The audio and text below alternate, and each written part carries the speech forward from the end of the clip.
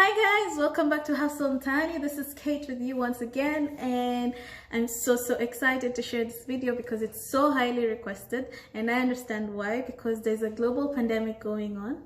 For those of you who do not know what is going on, there's a virus that has hit the whole world, and today we're going to look at how this pandemic is going to affect your finances and what you can do about it, okay? In case you haven't already, please subscribe and let's get started. So the first thing I'm going to tell you is always have cash.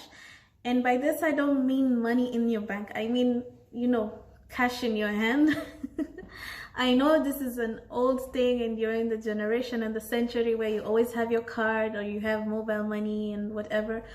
But it is very important to have emergency cash in your house for any time that you might need to dash out and you cannot go to the bank, or if the banks and the ATMs close, what are you going to do? Okay, so always have cash, and I suggest that you have a minimum of your bus ticket out to the next city or the next country, or flight tickets for you and your family. The bus is also for you and your family, and also have enough money to survive at least 1 month to 3 months in case you need to go somewhere else. Okay, so have cash, make sure it's enough for your transport out to a different city, different town, different country, and make sure it's also enough to survive for you and your family for at least 1 month. I would recommend 3 months, but if you cannot do that, at least just make sure you have enough for 1 month. Okay, cool. So the second tip I'm going to give you is, everybody has been doing some panic buying, okay? I understand why, because things are on shutdown, supermarkets are closed, and yeah, I understand. For those of you who have not bought things already, I would suggest that you buy food that is, they call it what? Non-perishable. Yeah, okay. It's technically perishable, but things that are gonna last you a while longer, okay? So I'm talking flour, I'm talking rice, I'm talking beans, I'm talking canned goods, okay? This is not the time to be watching your diet, I'm sorry, because most of the vegetables go bad really quickly, and most of the fancy foods are not gonna last that long, okay? You cannot buy sushi and keep it forever and ever. And the best thing with the basic foods that I have mentioned is they're affordable and they give you more servings. So if you make like 2 cups of rice, I think that can feed about 4 people, okay? So because of the way the situation is, you need to be prepared for if your lockdown or lasts longer, or if you don't have a lockdown already, if you're gonna have one, you just need to have stock in your house, okay? Don't count on your regular, maybe everyday shopping or every week shopping, okay? So the next thing I'm going to tell you is, for those who observe the stock markets, I'm sure you've already noticed that so many markets are crashing. It began with the Dow Jones, it's gone to Nairobi Stock Exchange. Like, globally the markets are crashing, and this is understandable because there's a pandemic going on and there was a debt crisis, and that was never completely fixed. So all of this is a result of things that happened before. Together with the virus, it's causing panic in the market.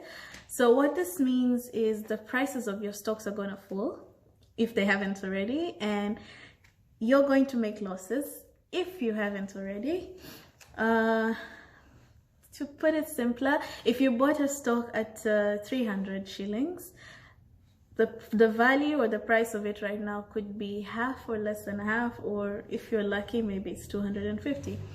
So what I would advise you to do is, this is the time to move your money around, okay? If you observe, check for the industries that are stable and secure. So everything is currently making a loss from what I have seen, but there are some industries that are not taking as hard a hit as others, okay? So these are the places where you should probably think of putting your money into, okay? Another alternative is selling your stocks, okay? You can cash out and keep that money in your emergency fund, or you can resell, or you can look for alternative investment like the commodity market, which is my next point. Okay, so everybody is normally doing, those who are invested in the stock market, you're normally buying shares and bonds. Okay, there are alternative investments that you can look into which belong to the commodity market. And one good reason to invest in the commodity market is goods always have value. Okay, I don't know if this makes sense.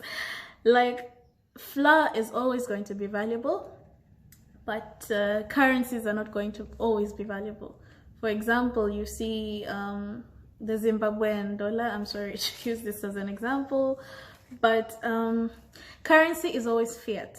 So as much as it's good to invest in currency for exchange, it's not good to invest in currency for future, for, oh, this, I'm not going to mention, okay, this particular currency is going to forever and ever be stable. No, that's not the case, and it's never going to be the case, because currency is fiat, meaning the value is always zero and probably always going to go back to zero. But the things that never lose value are food stuff, oil, gas, what else? Precious metals also. Okay, so these are very good things to look at right now.